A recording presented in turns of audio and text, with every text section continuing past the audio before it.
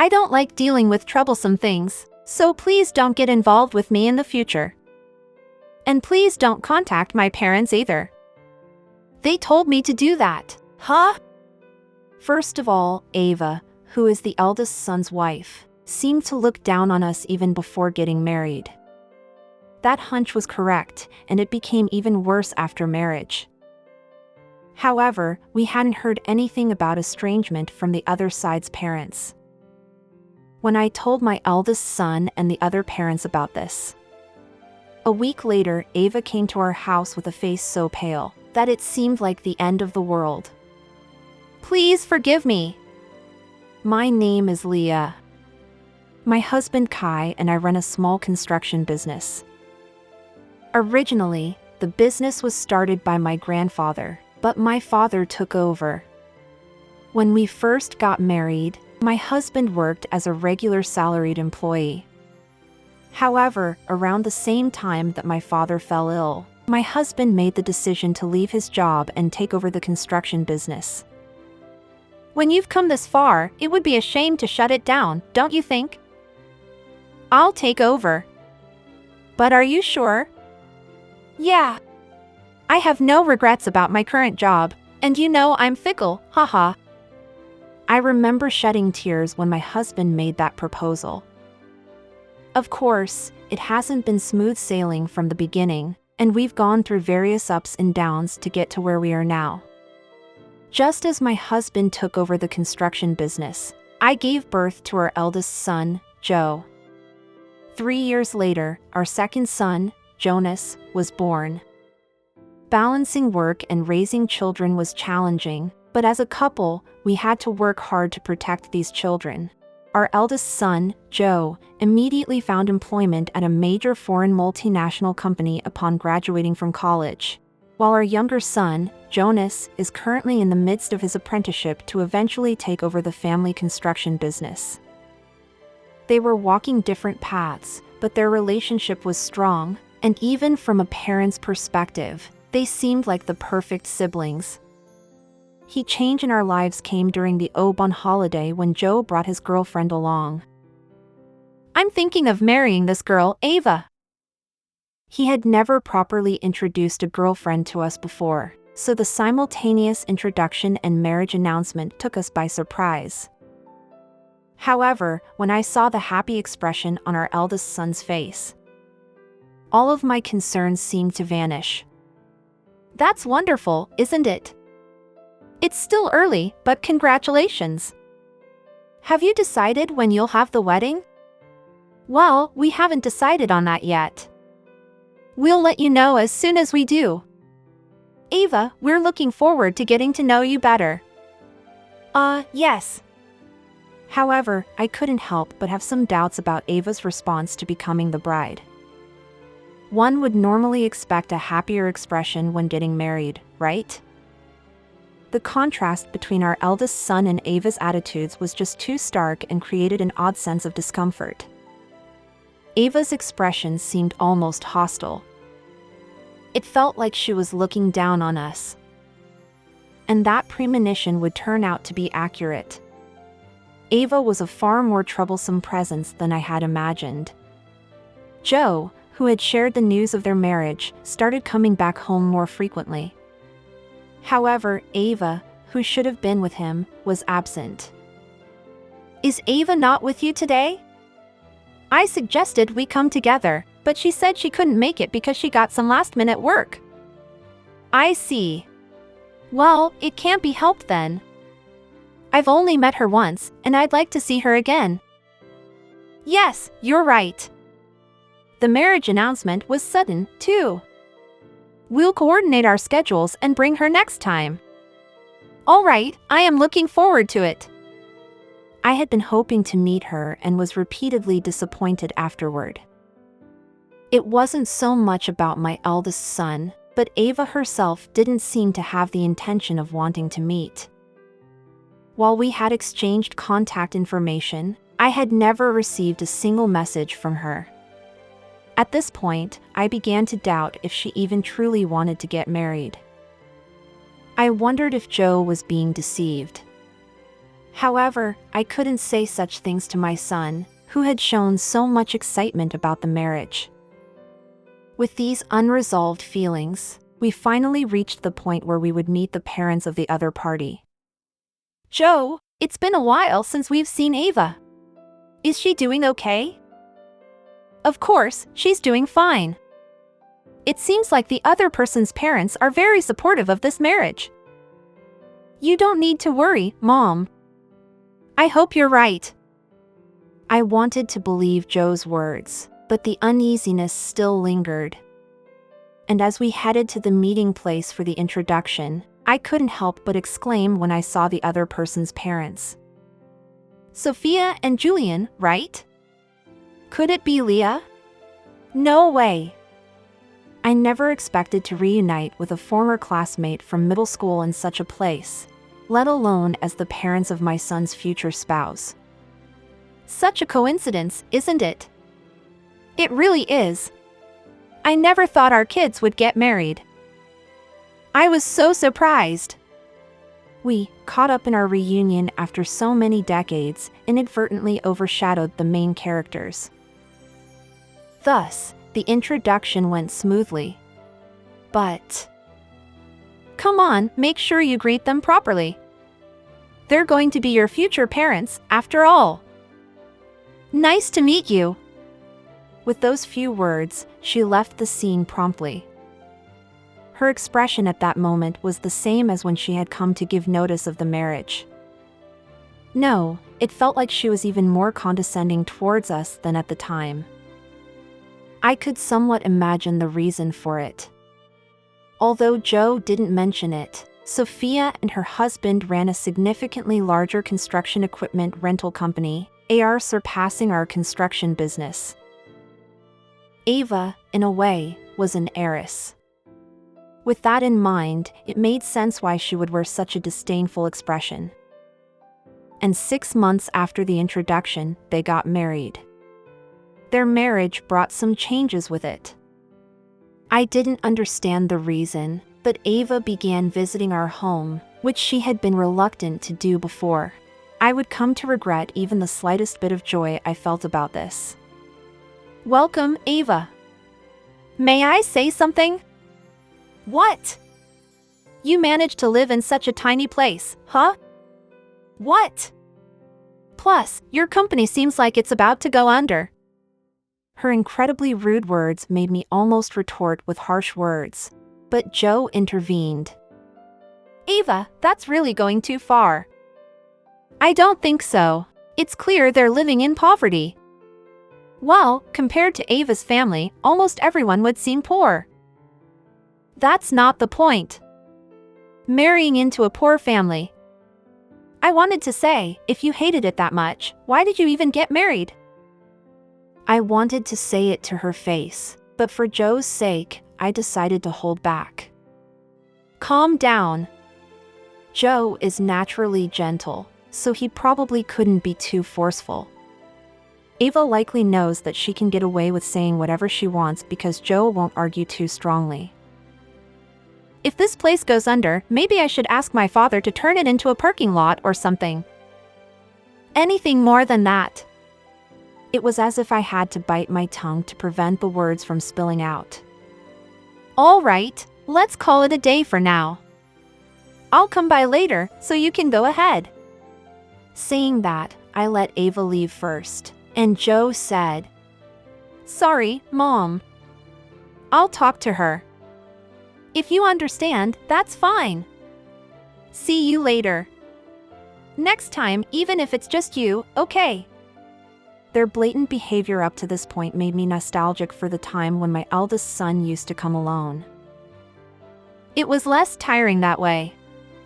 Since that incident, my trust in Ava continued to erode with each passing day. Then, without any prior notice, Ava came to our house alone. Hello. I came here to say something. What's all of this out of the blue? As soon as she entered the house, she said, I don't like dealing with people and complicated matters, so can I no longer have any involvement with you? And please don't contact my parents either. They told me to say this. Huh? I came today just to say that. Goodbye. With just those words, she really left. I hadn't anticipated that she would come alone, so when she arrived, I had no idea she would utter those words. Her actions were clearly not directed at us, her future in-laws. I decided to discuss what to do next with my husband. Hey, I have something to talk to you about. Why are you so flustered? While you were away, Ava came here alone. That's how I informed my husband about the estrangement declaration. His response at the time was surprisingly calm. Well, then, why don't you try asking Joe and the other parents? After all, you mentioned that they were classmates, right? That's true. With my husband's suggestion, I suddenly felt more alert. The urge to handle the situation on my own was so strong that I hadn't even considered such a straightforward solution. That night, the same day Ava had visited, I called Joe. I have something I want to ask. I understand. Just a moment. It seemed like Ava was nearby, as he had gone outside to talk to me.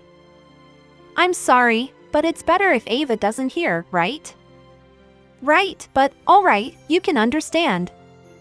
Well, sort of. So, what's your question? So, the other day when she came to our house, she told me that she wants nothing to do with us from now on. Do you know anything about that? Huh. I had no idea about any of that. I see. I thought it was strange when she came over suddenly and said that. I'm sorry. I should have been more assertive. I let her say whatever she wanted the other day. You've always been kind, that's all. For now. I'll talk to her as well. Is that okay? Saying something like that is really odd, after all. And she told me not to contact her parents as well. I'll ask them about it. They were classmates, right? I'll ask Mom to handle that. This conversation revealed that Joe was unaware of Ava's sudden declaration, and both parents decided to inquire further about the situation. It turned out to be Ava acting on her own. As I pondered this, my phone rang. When I checked, it was Ava's name displayed. As expected, Joe must have talked to her. With that thought, I answered the call. What's going on? Huh? You were told not to contact me, right? Shouldn't I contact my son? This is why poor people. Her condescending words finally got to me, and I couldn't help but feel irritated. We might not be as poor as you think. It's true we have a small company, but we haven't fallen as far as you seem to believe. You don't have to put on airs. It's not putting on airs. It's just a fact. That's why I didn't want to get involved. I didn't miss the muttered comment. I recalled how she hadn't come to visit for a long time. Before we got married, you didn't visit us, because you looked down on us, right? Of course. So, let me ask, why did you marry Joe? Well, it's different from you. Joe is really capable. He's planning to take over our company eventually. Are you serious? Of course I'm serious. This exchange revealed the underlying motivations behind Ava's behavior, including her view of Joe's capabilities and her intentions regarding the family company. I agreed with the assessment that Joe was capable. While I could tolerate being looked down upon, my husband and my younger son, Jonas, being belittled was something I couldn't stand. Fine, then. We have our own plans on this side. Whatever you're planning can't be any good, can it? I'm looking forward to it. With a laugh, I ended the call. My next course of action was already determined. It would likely be the least favorable option for Ava. In my entire life, I had never felt more grateful for having friends than at this moment. I contacted Sophia on the same day. Sophia, I'm sorry for the sudden message. Ava told me not to contact her at all, but do you have any idea why? What do you mean? I haven't heard anything about it. I see. And she said she heard it from you. We didn't say anything like that. I wonder what she's thinking. I'd like to talk in more detail, so could we meet? Of course, that's fine. How about tomorrow? Tomorrow works. I don't want to be a bother. During our school days, you were the one always helping me out, so let me help you for a change. Thank you. And so, my husband and I, along with Sophia and Julian, gathered for a strategy meeting. I can't believe Ava turned out like this. I don't even know how to apologize. No, there's no need for you to apologize, Sophia. No, you're right. We are partly to blame for spoiling her like this. So, what's the plan? We need to make her realize her mistakes. And, Leah, we want to apologize to you and your family in a sincere and appropriate way. Would that be okay? That's only natural. Thank you. After our parents' strategy meeting, it concluded, and at that moment, Sophia seemed determined not only as a parent but as an adult to do something about her daughter. A few days later, Ava came to visit our home. When I saw her, I couldn't help but be utterly shocked.